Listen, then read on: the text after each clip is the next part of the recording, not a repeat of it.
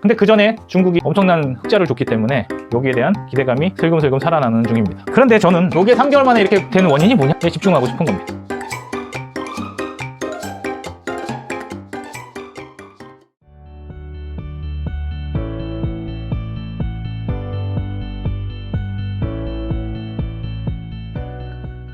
안녕하십니까. 오늘은 간단한 시사 뉴스를 가지고 같이 알아보는 시간을 갖도록 하겠습니다. 지금 중국인이 다시 우리나라에 다시 들어오고요. 이제 그걸로 인해 가지고 경제적인 효과와 관광 효과에 대해서 사람들이 많은 기대를 하고 있습니다. 그런데 이 오느냐에 대해서 한번 좀 짚어보는 시간을 가졌으면 좋겠습니다. 자, 올 4월에 윤석열 대통령이 워싱턴 선언을 했습니다. 여기에 대해서 5월 초에 중국이 했죠. 워싱턴 선언이 무슨 이야기였냐면은 중국으로 북한을 제재에 동참하라. 중국한테 북한 제재에 동참하라가 워싱턴 선언이었고, 만약에 동참하지 않는다면 우리는 한미일 동맹을 더 굳건히 맺겠다라는 식의 말씀을 하셨죠. 했더니 중국에서 즉각적으로 반발을 했고, 이 반발로 인해 전쟁이라도 일어날 것처럼 굉장히 뜨거웠습니다. 근데 지금 8월이 된 지금 시점에서 갑자기 6년 만에 한국의 단체 관광을 허용을 해봤습니다. 3개월 만입니다. 이렇게 전쟁할 것처럼 하더니 갑자기 6년 동안 안 하던 짓을 갑자기 하기 시작한 거예요. 그리고 나서 이거에 대해서 지금 대부분의 언론은 와우 하고 있습니다. 와우. 자, 그동안 관광산업이 낙후됐었는데 이제 다시 오르는 것이 아닌가 하는 기대감을 갖고 있고요.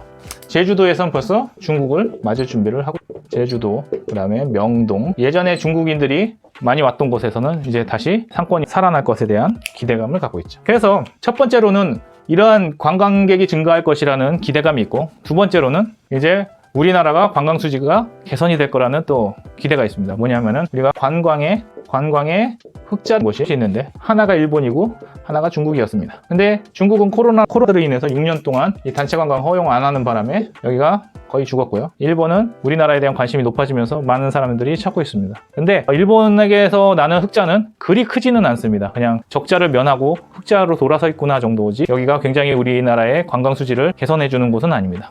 근데 그 전에 중국이 엄청난 흑자를 줬기 때문에 여기에 대한 기대감이 슬금슬금 살아나는 중입니다. 그런데 저는 이게 3개월 만에 이렇게 되는 원인이 뭐냐에 집중하고 싶은 겁니다.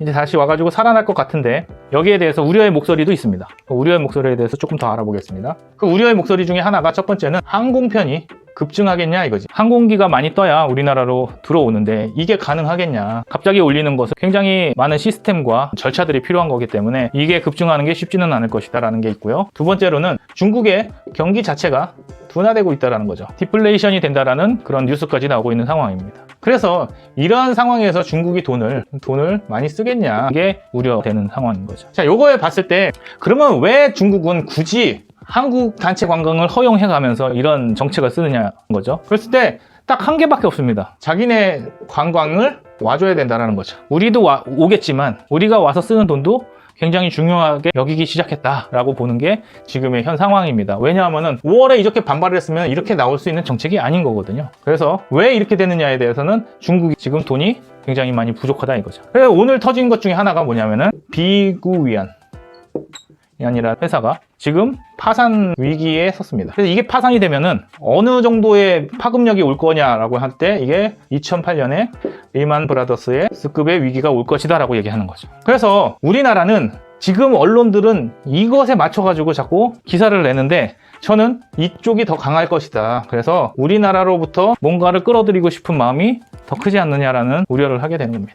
이것에 대한 메시지는 우리도 연다. 그러니까 뭐예요? 너희도 와라. 이 메시지다 라고 생각이 드는 겁니다. 그런데 우리는 마냥 죽을 수가 없는 게, 첫 번째는 이 디플레이션과 이 위기도 있습니다. 이것은 이제 나중에 더 뉴스가 업데이트 될 때마다 말씀을 드리겠고요. 최근에 와서 무슨 얘기도 있냐면, 여기에 원래 코로나가 어디서부터 시작됐습니까? 그런데 최근에 와가지고는 패스트가 발병이 됐습니다. 그러면 중국에서 오는 모든 이런 전염병들이 우리나라로 또 전염되기가 쉽지 않느냐. 그래서 마냥 돈만 보고 좋아할 것은 아니다. 우리가 코로나 때도 중국이 주는 뭐 어찌고저찌고 해가지고 중국에 막지 않았더니 결국에는 코로나로 인해 가지고 몇 년 동안 고생했잖아요. 그러면은 이런 패스트 같은 것도 다시 성행을 하게 되면은 우리나라는 이거에 대해서 대책은 있느냐라는 거죠. 그래서 경기적으로도 문제가 있지만 이런 질병적인 위험도 있다. 그래서 중국에 대해서는 한번 잘 고민하고 지켜봐야겠다라고 생각이 듭니다. 첫 번째는 경기 위기, 그 다음에 두 번째는 이런 질병의 위기가 중국에서 도사리고 있다라는 말씀 드리면서 뉴스를 보실 때 긍정적인 내용만 보지 마시고 이러한 부정적인 요소도 있다는 걸 좀 알아주셨으면 좋겠습니다. 다음 시간에는